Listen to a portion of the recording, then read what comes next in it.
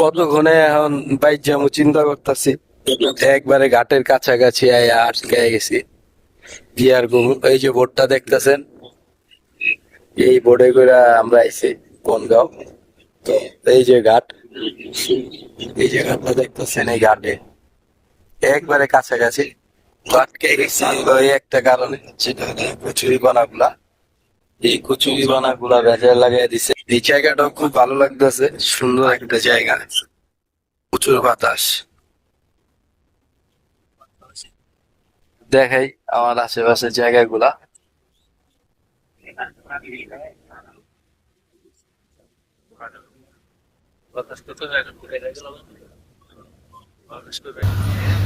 এখন আর কি করার, কচুরিপানা ঠেলেই আমাদের যাইতে হবে, কারণ আমরা এখানে অনেকটা সময় দাঁড়িয়েছিলাম।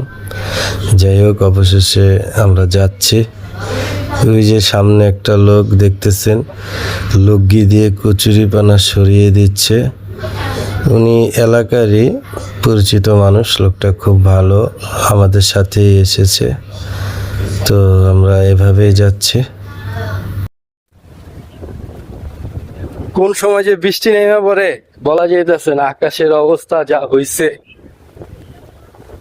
দেখেন একটু আকাশের অবস্থা।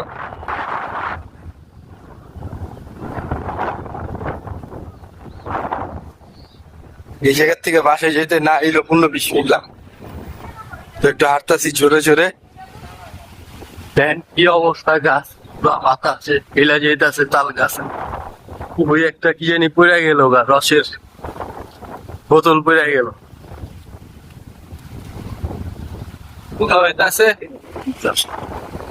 বৃষ্টি জোরে সোরে একটা ঝড় টুর হইতে পারে।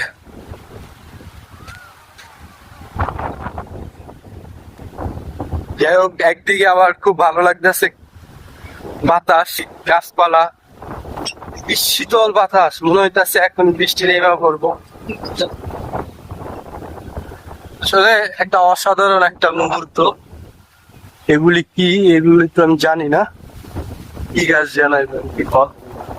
যাই হোক, আমার একটু জলদি জলদি যাইতে হবে, আপনি জলদি জলদি হাঁটতেছি। যদি এই মুহূর্তে বৃষ্টি নেমে যায় তাহলে তো হইছে কাম, কারণ আমার ভিজতে হইব তাহলে, কারণ আশেপাশে কোনো জায়গায় বাড়িঘর নাই যে আমি ওইখানে একটু যায় আশ্রয় পাম। আর আকাশের অবস্থা দেখেন কি ভয়ানক, মনে হইতেছে এটা ঝড় আইব, কাল বৈশাখীর ঝড়। বাতাস তো শীতল বাতাস, আর একদিকে খুব ভাল লাগতেছে, মানে একটা অন্যরকম একটা ফিলিংস লাগতেছে। যাক, এখন সেফ মতো বাসায় পৌঁছাইতে পারলেই চলবো।